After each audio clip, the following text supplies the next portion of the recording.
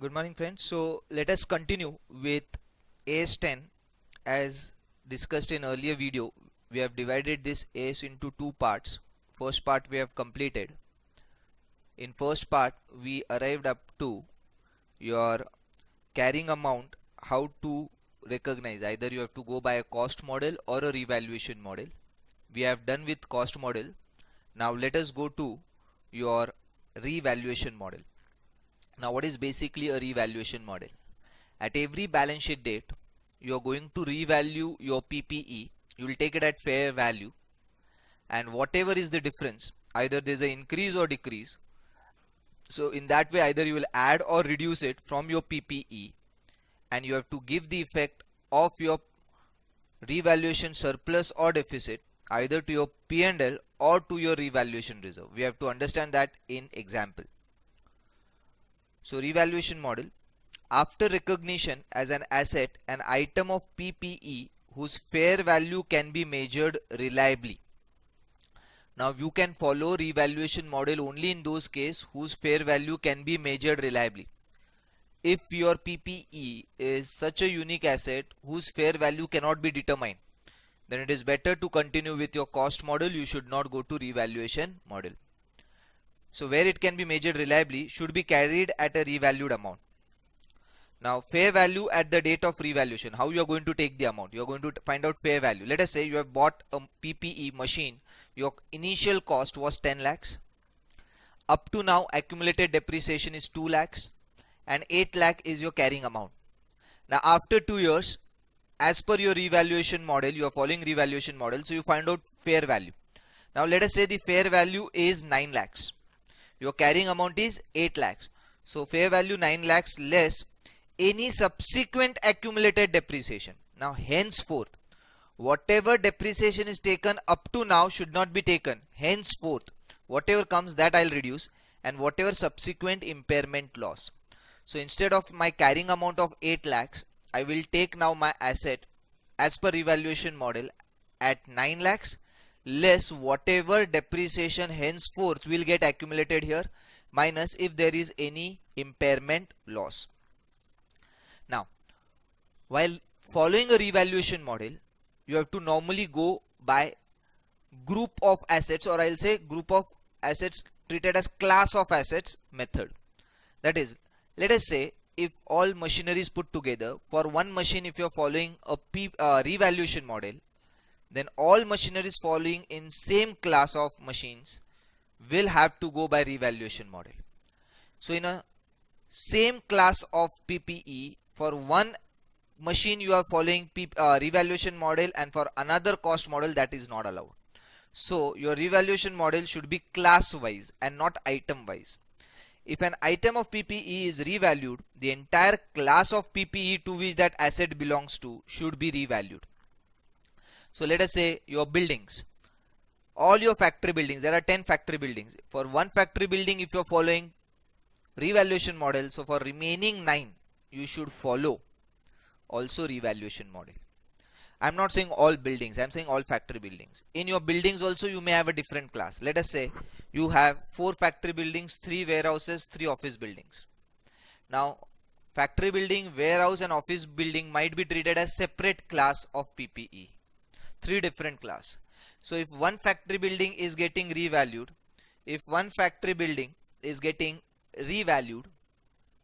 then remaining 2 factory buildings should also be revalued.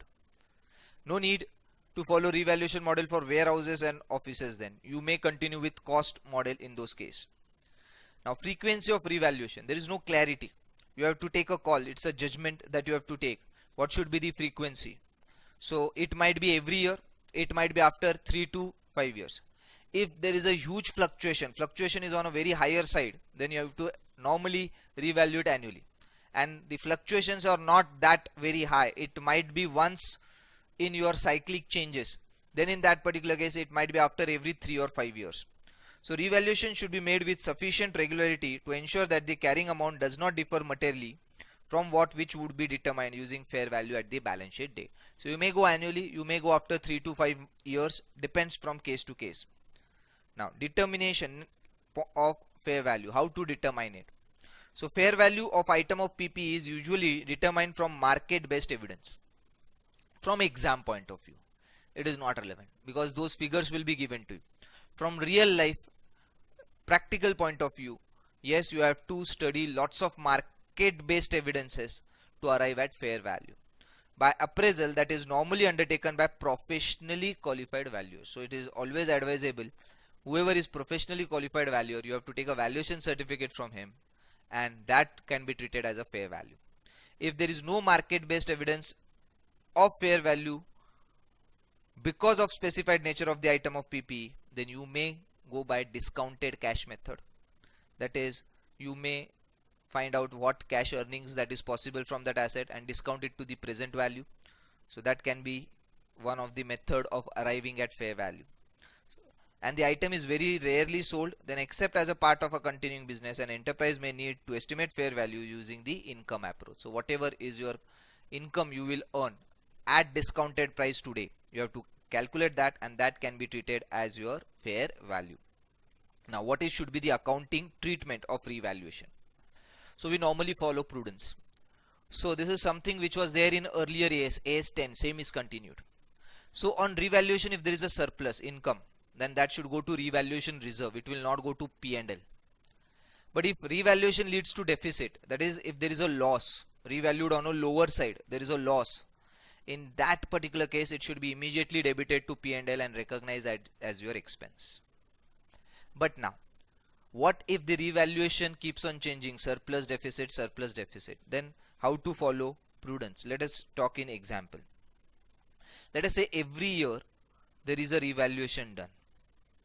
Now in that particular case, let us say in first year there is a surplus of rupees 2 lakhs. Then this 2 lakhs will be transferred to revaluation reserve. It will not be taken to P&L. In second year there is a deficit of 1 lakh. Now normally we say that this deficit should go to P&L, but wait, already there was a profit but which was not taken to P&L. So it is advisable first to reduce this deficit from your revaluation reserve and bring it down to 1 lakh.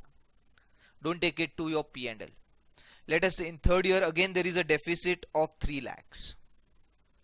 Now if there is a deficit of 3 lakhs, there is already revaluation reserve of 1 lakh pending. First of all, adjust it against your revaluation reserve, it will become 0, and balance 2 lakhs will be taken to P&L as your expenditure. Now let us say in fourth year there is a surplus of 5 lakhs. Now if there is a surplus of 5 lakhs, normally we say it should go to your revaluation reserve. But wait, last year you have already written off 2 lakhs. So to the extent of 2 lakhs there was an expenditure that was debited. Then out of this 5 lakhs, 2 lakhs let us take it to P&L to nullify this effect. So 2 lakhs will go to P&L as your income because earlier you have already claimed a deficit of 2 lakhs, and remaining 3 lakhs will go to revaluation reserve. Let us say in fourth year instead of 5 lakh there was only 1 lakh surplus. Then this 1 lakh would have gone to P&L and nothing would have gone to revaluation reserve. I hope you are understanding the accounting treatment. So normal law is that deficit should go to P&L and surplus should go to revaluation reserve. But if there is already a balance in revaluation reserve and there is a subsequent deficit, first reduce or adjust it against revaluation reserve, and if anything remains after that, any deficit, that will go to P&L. And let us say if already there was a deficit which was debited to P&L earlier and now there is a surplus, then that surplus should go to P&L as your income to the extent deficit claimed. In addition to that, if there is any surplus, that will go to your revaluation reserve. I hope everyone understand that. Let us now read those points. So when an item of PP is revalued, the carrying amount of asset is adjusted to the revalued amount. So whatever it is, let us say carrying amount is 8 lakhs, now you are revaluing at 10 lakhs. So you have to increase by 2 lakhs. So 2 lakhs will be debited to PP and 2 lakhs will be credited to revaluation reserve. It may go to P&L if you have already claimed deficit in earlier years as expenditure, then only. At the date of revaluation, the asset is treated in one of the following ways. So there are two ways. I have explained you the first way, and that is what normally we should follow. Gross carrying amount is adjusted in a manner that is consistent with the revaluation of the carrying amount of assets. So you adjust it to the gross amount, and subsequent adjustment is made to depreciable accumulated depreciation also. Gross carrying amount may be restated by reference to observable market data or may be restated proportionately to the change in carrying amount. From 8 lakhs it is taken to 10 lakhs, let us say.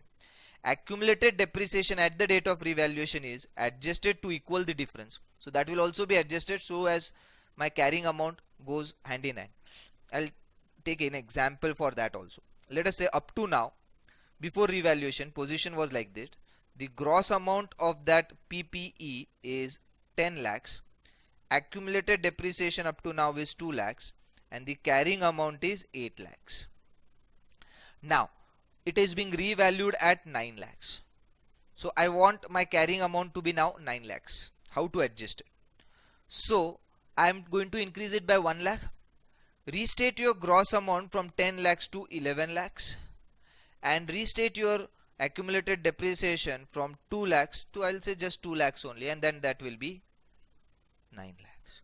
Or if I'm able to revalue it in such a way that the gross amount should be 13 lakhs, then my accumulated depreciation should now become 4 lakhs, so that I'll get 9 lakhs.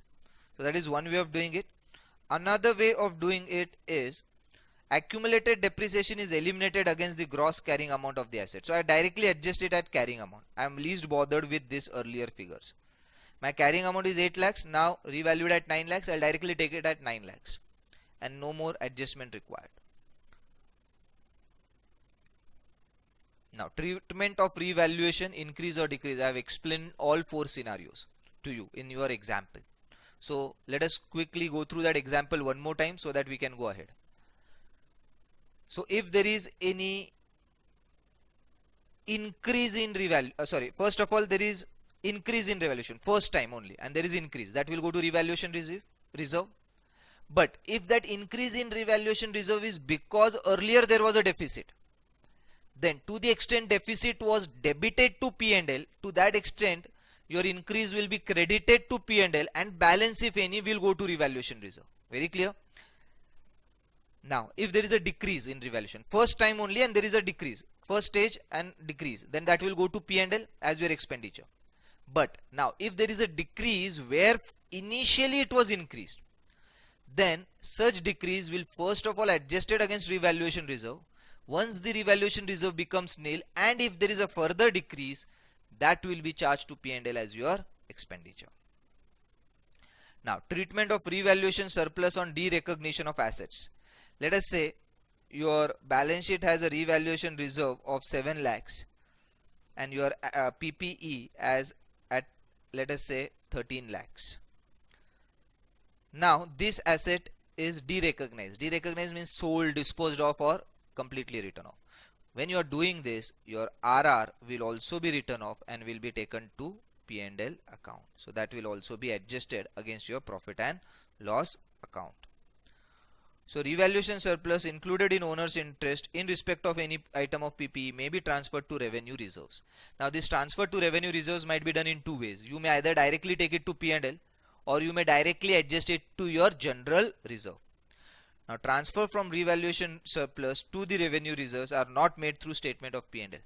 Normally it is not made. If you want to credit it to P&L, it will be still do. Or you may directly take it to general reserve. So we are done with revaluation model. I hope everyone understand. Now let us move to the next part of this AS. It's a big AS. We have covered so many things. Now we are moving to next part, and that is depreciation. Earlier we used to have a separate AS on depreciation. Now that is omitted and that is merged with AS 10 and AS 26. Depreciation on intangible assets are covered by AS 26 and depreciation on tangible items are covered by AS 10 PPE. So depreciation, component method or in total. Now you have an option either to claim depreciation for every component separately or class of assets put together and claim depreciation together. Now please understand, when we are saying class of asset together, please don't apply Income Tax Act block of asset. There is no block of asset concept here.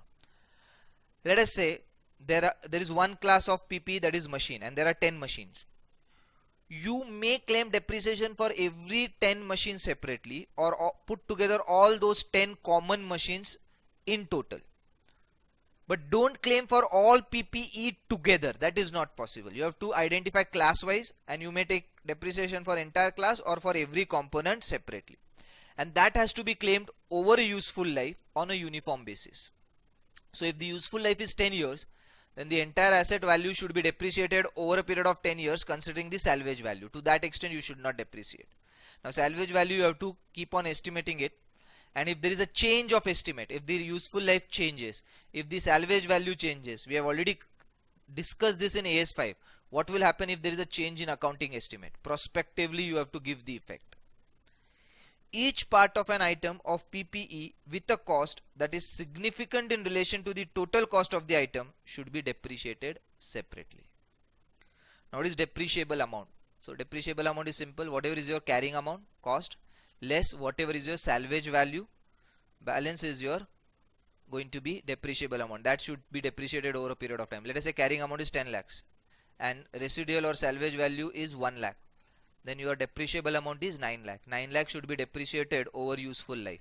Now you may depreciate over useful life following different methods. It can be diminishing balance method, straight line method, or production method. There are 3 methods recognized. We are going to discuss those 3 methods. So depreciable amount is cost of an asset or other amount substituted for cost, that is revalued amount. So I'll say carrying amount. Rather than saying cost, I'll say carrying amount. It can be actual cost or it can be revalued amount. Minus residual value, so salvage value. Balance is your depreciable amount. The depreciable amount of an asset should be allocated on systematic basis. So it might be SLM, diminishing balance, or production method over its useful life. Now what is useful life? That is expected utility of that asset. It may not be accurate. That is what you are expecting it. There might be change in estimate. Yes, after a few years you may revise that and say that no, now useful life is this much, and then change your depreciable amount. Change your every year's depreciation as per that. So can you review your residual value and life of an asset? Yes, you are allowed. And due to that, whatever changes happens, that has to be prospectively, and you have to follow AS5, what we have discussed already in change in an accounting estimate. Residual value and the useful life of an asset should be reviewed at least at each financial year. So every financial year you have to keep on reviewing it.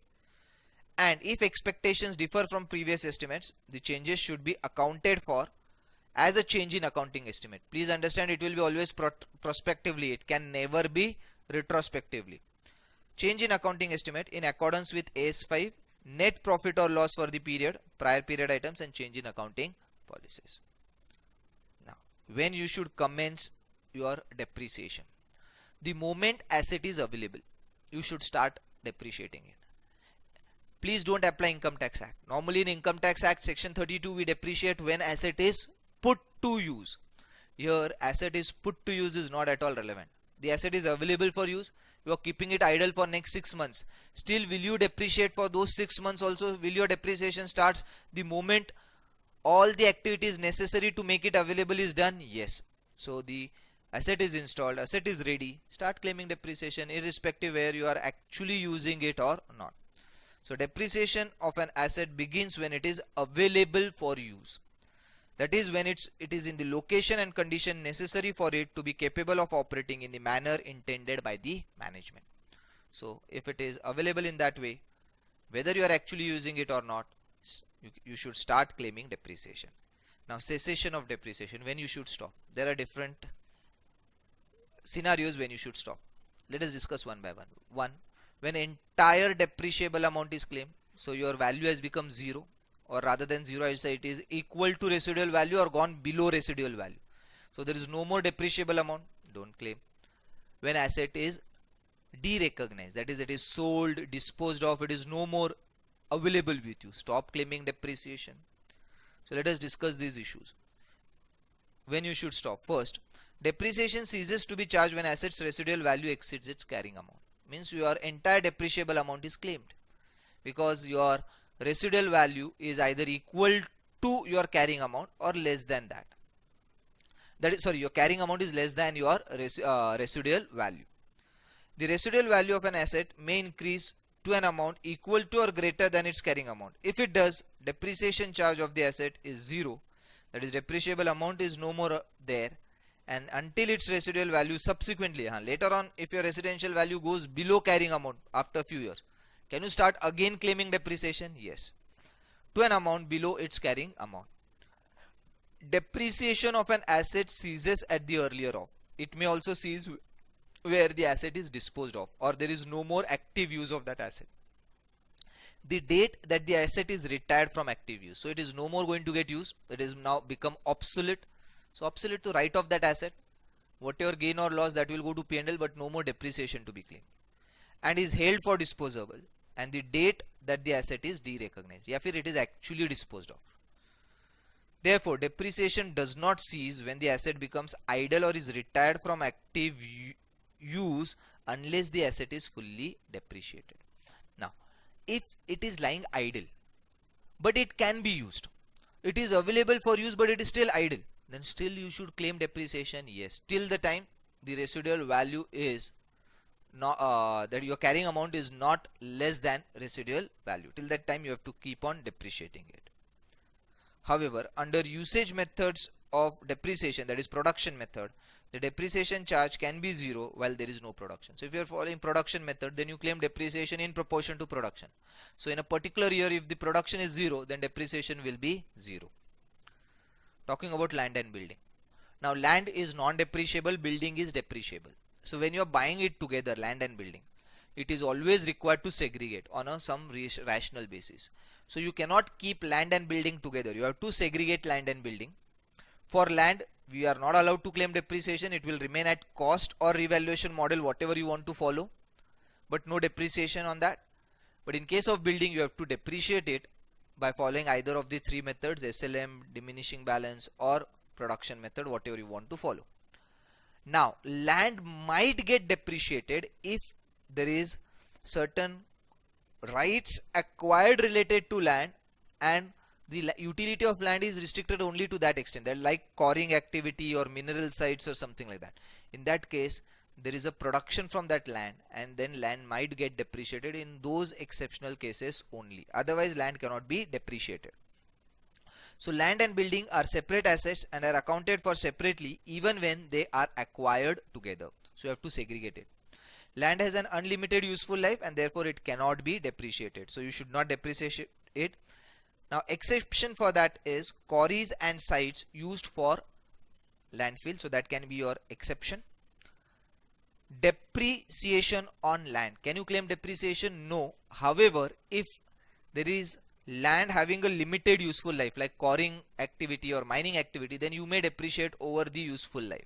So if it is depreciated in a manner that reflects the benefits to be derived from it, and if the cost of land includes the cost of site dismantlement, removal and restoration, if that is included in that, then that portion of land asset relating to site dismantlement, removal and restoration, only that part has to be depreciated over the period of benefit, that is useful life. Building have a limited useful life and it is always to be depreciated. You cannot say that building cannot be depreciated, there will be always an increase in the value. No, it has a useful life, limited useful life, and therefore it has to be depreciated over your limit. The rate of depreciation might be on a lower side, or let us say by revaluation the value might be increased, but you have to keep on claiming depreciation over the useful life of the asset. So building have a limited useful life and therefore are depreciable assets. An increase in the value of the land on which building stands does not affect the determination of the depreciable amount of the building. So if the land appreciates, that doesn't mean that building should not be depreciated. That should continue to be depreciated. Now there are three depreciation methods. Let us discuss that. So depreciation method should reflect the pattern in which the future economic benefits of the assets are expected to be consumed by the enterprise. So you have to check how your future economic benefits will arrive, and that should be the criteria to decide which method you want to select. The method select is applied consistently. You cannot keep on changing. Whatever method you have followed, you have to follow it consistently, but you may change it from period to period unless, now there are two cases when you can change it. There is a change in expected pattern of consumption of those future economic benefits. Suddenly future economic benefit consumption pattern has changed, and therefore now you need to change from SLM to production method or SLM to diminishing balance method. You can do it. और that the method is changed in accordance with the statute, that is statutory requirement है और उसके वजह से आपको change करना पड़ रहा है, you can do it. To that the method is changed in accordance with the statute to best reflect the way of the asset is consumed. So if statutory requirement, you have to follow that. Now three methods of depreciation. Let us quickly go through that. First one is straight line method. So as we know, straight line method means whatever is the depreciable amount, that depreciable amount will be equally claimed as depreciation over useful life. So let us say cost is 10 lakhs Residual value is 1 lakh. So depreciable amount is 9 lakh. And let us say useful life is 9 years. Then every year I'll claim depreciation of 1 lakh. So results in a constant charge over the useful life of the residual value of the asset does not change. Diminishing balance method. So here you are going to claim depreciation on WDV, whatever balance remains, and therefore your depreciation keeps on reducing. First year it is on the highest, last year it is lowest. Now normally this will be follow where the initial production of the machinery is on a very higher side and the production utility of that machine will keep on decreasing over a period of time till the time it becomes obsolete. So ideally it is follow, in this cases WDV or diminishing balance is followed, where depreciation is on a higher side in initial years and keeps on getting reduced later on. So normally your depreciation is claimed on your WDV or whatever balance that remains. Units of production method, that is production method or usage method you may say. So one may ascertain that a particular machine may be used to produce certain number of units, let us say 1 lakh units. Then the entire cost of that asset minus residual value will be apportioned in proportion to your production. So if you are 1 lakh what you are expecting units to be produced, in first year if you are producing 10,000 units, then 10% of your total depreciable amount will be written off. Let us say next year you are producing 20,000 units, so then next year that proportionate 20% will be written off. In third year, zero production, no depreciation will be claimed. Now review of depreciation method. Now whatever method you are following, you have to keep on reviewing whether it is perfect or not. And if there is a need to change, either requirement of statute or there is a change in consumption of future economic benefit, then you have to change your method of depreciation. For that every year you have to keep on reviewing whether your method followed is correct or not. So the depreciation method applied to an asset should be reviewed at least at each financial year end, and if there has been a significant change in expected pattern of consumption of the future economic benefits embedded in the asset, the method should be changed to reflect the change pattern. And what happens when there is a change of method of depreciation? We have studied in AS5, change in accounting estimate or change in accounting policy, and we have to follow that particular pattern. That is, you have to disclose that fact, you have to calculate the impact on profitability, and that should be disclosed in your notes to accounts. Now depreciation method based on revenue is not at all allowed. That is, you cannot say that if there is a income I'll depreciate, if there is no income I'll not depreciate. No, because there is going to be a normal wear and tear even if there is an idle asset. So you cannot claim depreciation on the basis of your profits. Higher the profits, higher the depreciation, lower the profits, lower the depreciation is not allowed. A depreciation method that is based on revenue, that is generated by an activity that includes the use of an asset, is not appropriate. It is not allowed to be used. So that was related to depreciation. So we are covered with depreciation part also. Let us now quickly move to next part, and that is changes in existing decommissioning, restoration and other liabilities. So the cost of PPE may undergo changes subsequent to its acquisition or construction on account of changes in liability. So if there is a change in liability towards that, that is foreign borrowings, we have understood in AS11. If there is a foreign borrowing and interest cost, foreign exchange fluctuation gain or loss related to that might get added to the cost of the asset or reduced from the cost of asset. Changes price adjustment. So if there is a further discounts or there is an additional escalation amount to be paid, that will be added or reduced from your cost of equipment. Changes in duties. Let us say there is an additional burden to pay or there is a refund of duty. Then in that case that would be added or deducted from your cost of PPE. Change in initial estimates of amounts provided for dismantling, removing and restoration. So dismantling, removing and restoration cost estimate has changed. In that way you have to add or less or any other similar factors. So all these about to be added or reduced from your cost of assets. Now what should be the accounting for this change? Whenever such transactions are recognized, whenever you are able to find out in that year, you have to either add or reduce. You cannot go retrospective. Let us say you have purchased an asset in 11-12. In 15-16 an adjustment arise related to foreign borrowings. So that adjustment has to be done add or less in 15-16, and prospective effect of depreciation and carrying amount to be done. You cannot do it retrospectively.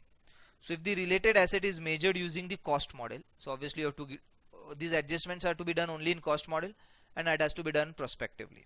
So changes in the liability should be added to or deducted from the cost of the related asset in the current period. So that has to be done in your current period only, not retrospectively. Amount deducted from the cost of the asset should not exceed its carrying amount. Obviously, let us say if the carrying amount is 10 lakhs and the adjustment, that is deduction, is 11 lakhs. Now if you reduce 11 lakhs from 10 lakhs, it will go negative. Can you reduce 11 lakhs? No. You have to reduce it only to the extent of carrying amount, that is 10 lakh, and remaining 1 lakh will go as a loss or an expenditure to your it will be treated in your P&L account directly as your income. If a decrease in liability exceeds the carrying amount of the asset, the excess should be recognized immediately in the statement of P&L. So that will go to your P&L account. If the adjustment results in an addition to the cost of an asset, fine, so you have to add it. So if let us say carrying amount is 10 lakh and adjustment is 5 lakhs to be added, add 5 lakhs. So 10 plus 5, 15 lakhs. But then 15 lakhs also to be compared with fair value. If the fair value of the asset as on today is not that much, 15 lakhs, it is only to the extent of 12 lakhs, then you need to impair that asset by 3 lakhs. That is, that impairment loss of 3 lakhs immediately should be debited, and for that you have to follow AS 28. Enterprise should consider whether this is an indication that the new carrying amount of the asset may be fully recoverable. So you add it, but also check what is the fair value. Is it recoverable? Is it justifiable to add and take such a high amount? If no, then impair that asset, bring it to the current whatever is recoverable value, and balance should be written off to your P&L as your expenditure. If it is such an indication, the enterprise should test the asset for impairment, so AS 28, by estimating its recoverable amount, and should account for any impairment loss in accordance with applicable accounting standard. Basically that is AS 28. If the related asset is measured using the revaluation model. So if you are following a revaluation model, then in that case add or less to your carrying amount might be done, but again to be revalued at fair value. And due to that, if there is any increase or decrease, we already understand increase or decrease in revaluation, what to be done. Either it will go to revaluation reserve or it will go to P&L. So changes in the liability alter the revaluation surplus or deficit previously recognized on that asset, so in that case you will adjust your deficit or surplus, either adjusted in revaluation reserve or P&L. Decrease in the liability credited directly to revaluation surplus in the owner's interest. So if there is a decrease in liability, that is if you have to increase the value of asset, second effect will go to revaluation reserve. You will credit it to your revaluation reserve. But don't forget, if there was earlier deficit, lots of deficit debited to P&L, then credit it to P&L to that extent, and if it is in addition to that more, then that will go to revaluation reserve. So that is exception. It should be recognized in the statement of P&L to the extent that it reverses a revaluation deficit. पहले आपने 5 लाख का deficit already P&L को debit किया था कुछ पहले सालों में, और अब कुछ लाइबिलिटी के एडजस्टमेंट की वजह से एसेट वैल्यू 7 लाख से बढ़ रही है, तो अब 7 लाख रिवैल्यूएशन रिजर्व में नहीं जाएगा, to the extent of 5 lakh P&L में जाएगा और बाकी का 2 रिवैल्यूएशन रिजर्व में जाएगा. So revaluation deficit on the asset that was previously recognized in the statement of P&L. In the event that a decrease in liability exceeds the carrying amount that would have been recognized had the asset been carried under the cost model. So you have to see if your cost is much higher, then the excess should be immediately taken to P&L as your impairment loss. Increase in the liability should be recognized in statement of P&L. So if there is an increase in liability, you are going to reduce that from your asset. In that case, the second effect is your loss, so that loss should be debited to P&L. But what will be exception? If there is already a balance in revaluation reserve, to that extent adjust that loss there, and if any balance remains, that only will be debited to P&L.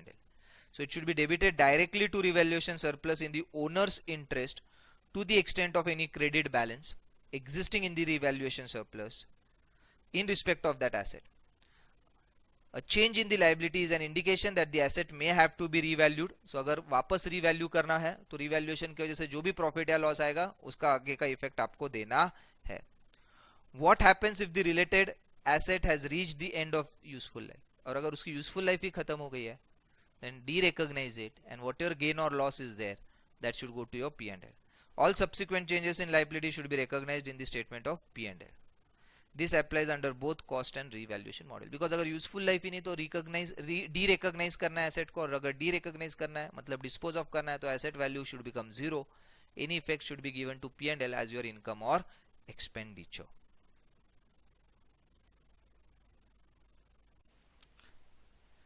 Friends, now moving to the next part, that is fifth part, that is situation and its accounting.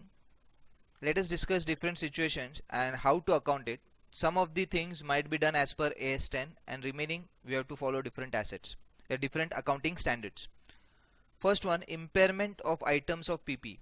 So once a PPE is recognized and if you want to impair it, that is you have to book a permanent loss in the value.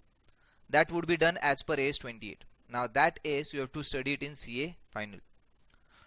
Then derecognition of items of PPE, that is retirement or disposal. If there is a retirement or sale, then that has to be studied in this AS itself, and that is going to be our next point. AS 10 we are going to study it. Compensation from third parties for items of PPE that were impaired, lost or given up.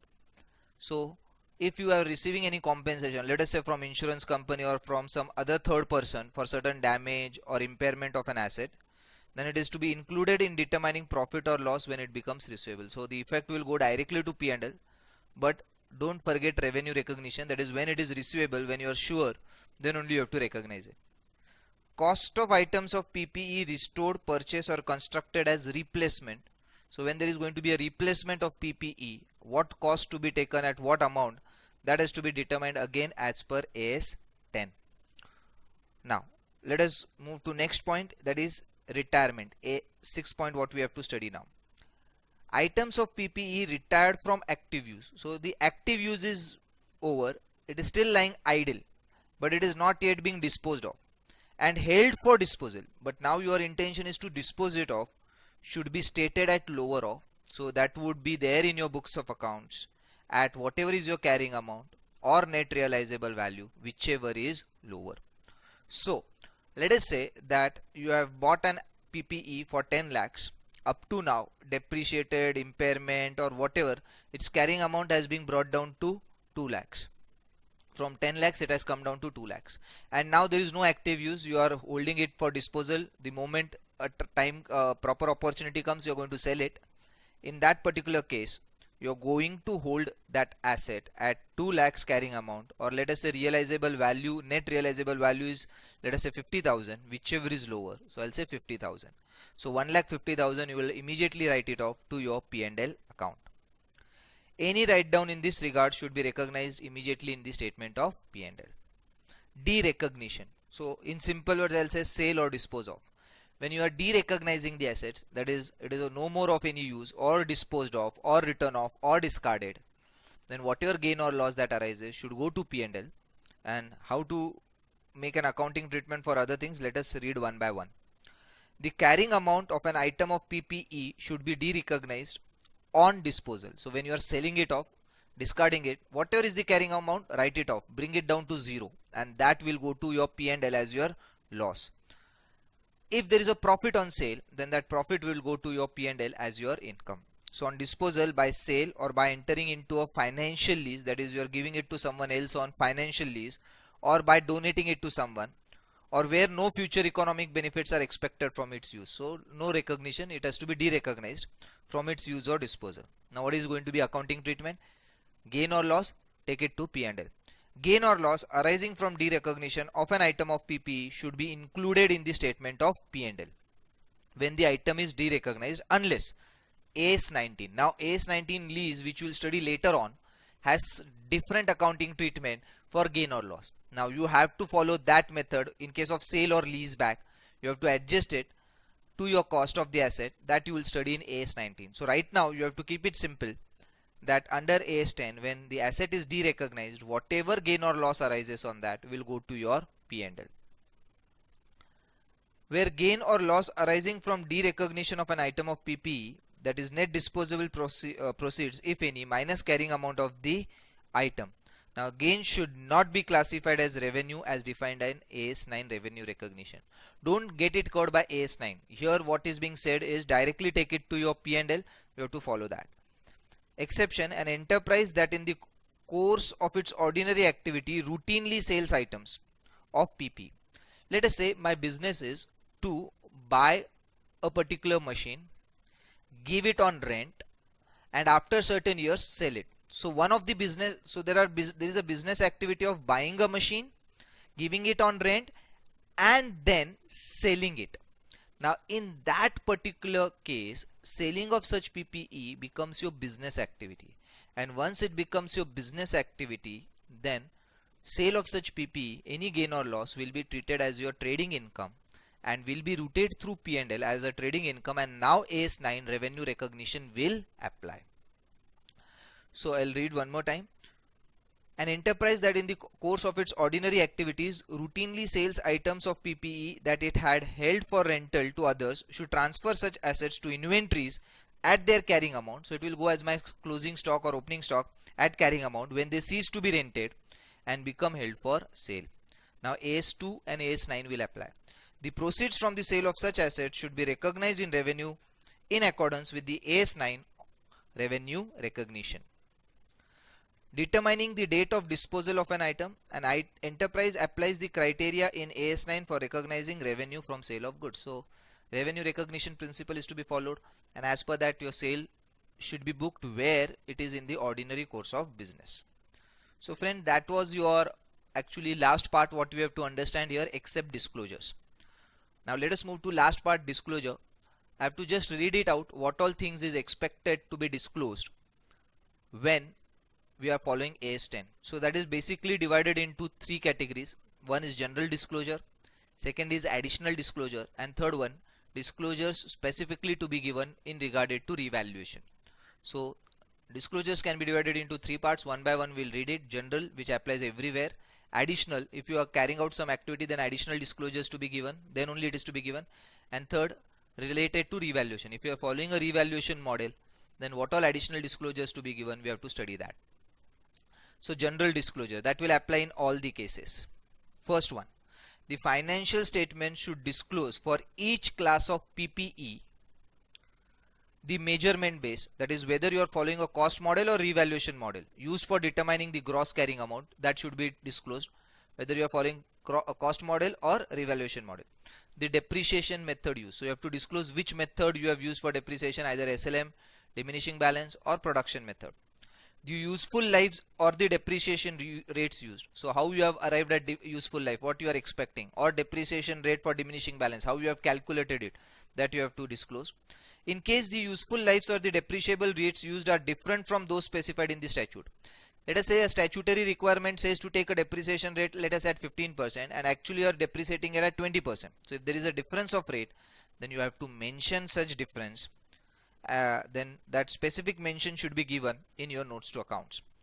The gross carrying amount and the accumulated depreciation. So all your assets should be shown at gross carrying amount, and from that up to now whatever accumulated depreciation has been reduced should be shown, and also if any impairment loss, that should be shown, and balance amount should be given for both closing period and beginning. So opening and closing, both gross amount less accumulated depreciation up to now, less accumulated impairment up to now, and whatever balance is your carrying amount at beginning and at the end. Then you also need to give a reconciliation of the carrying amount at the beginning and end of the period showing. So there should be always opening, closing, and uska reconciliation in this way. Whatever additions are there. So to opening you will show whatever assets that have been added. Assets retired from active, used, and held for disposal, so that will be reduced. Acquisition through business combination. So let us say there is amalgamation or transfer from subsidiary to holding. Such additions should also be covered. Increase or decrease resulting from revaluation. So due to revaluation, whether there is an increase or decrease in your value, and from impairment losses, or if there is an impairment loss recognized or reversely directed in revaluation surplus in accordance with AS 28. Impairment losses recognized in statement of P&L. Impairment losses reversed in statement of P&L. So that has to be given. Depreciation for the year कितना आपने charge किया वो net foreign exchange difference as per AS11, if that is to be added or reduced from your cost of PPE, and if any other changes. So you have to give a complete reconciliation how you have arrived from opening figure to closing figure by all these adjustments, additions, deletions, amalgamation if any value is there, foreign exchange fluctuation, accumulate increase or decrease in revaluation or impairment, current year depreciation, all these figures needs to be given. Now what all additional disclosures are required? The financial statements should also disclose the existence and amounts of restrictions on title and property, plant and equipment placed as security for liabilities. So whatever PPE you are owning, if you have mortgaged it as a security, then you should give a disclosure on the title and the restrictions related to that in your financial statements. The amount of expenditure recognized in the carrying amount of an item of property, plant and equipment in the course of its construction. So whatever expenditure you are adding in the course of constructing a PPE, that disclosure needs to be given. The amount of contractual commitments for the acquisition of property, plant and equipment. Let us say there is no PPE in your books right now, but there is a contract to acquire it. Then a note is required to be given that under such a contract, such amount of PPE is going to be acquired. If it is not disclosed separately on the face of statement of P&L, the amount of compensation from third parties for items of property, plant and equipment that were impaired, lost or given up, that is included in the statement of P&L. So any compensation received for loss, damage or impairment of PPE, if not shown separately in your P&L, then that should be disclosed by way of notes.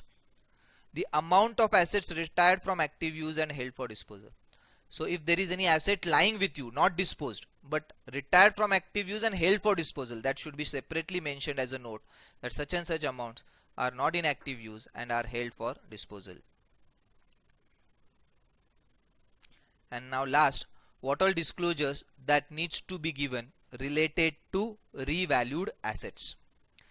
If items of property, plant and equipment are stated at revalued amount, so if PP is taken at revalued, the following should be disclosed. So what additional points you have to disclose there? The effective date of the revaluation. So what date you have revalued it. Normally it will be your balance sheet date, so that date has to be given. Whether an independent valuer was involved. Have you taken a report from independent valuer? Yes or no? If yes, then whether that copy of report is available with you or not. The method and significant assumptions applied in estimating fair value of the item. So there should be a brief note how you have arrived at the estimated value and the methods used for that. The extent to which fair values of the items were determined directly by reference to the observable prices in an active market or recent market transaction on arm's length terms, or were estimated using other valuation techniques. So if you have used other valuation techniques, so how you have arrived at arm's length price, what all assumptions you have taken, what all items you have considered should be given. The revaluation surplus indicating the change for the period and any restrictions on the distribution of the balance to the shareholders. So whatever reserve you are holding, is there any change, addition or deletion, and obviously you have to give a note on restriction that no dividends can be distributed out of such revaluation reserves. So friends, these all disclosures needs to be given related to AS10 PPE. Thank you.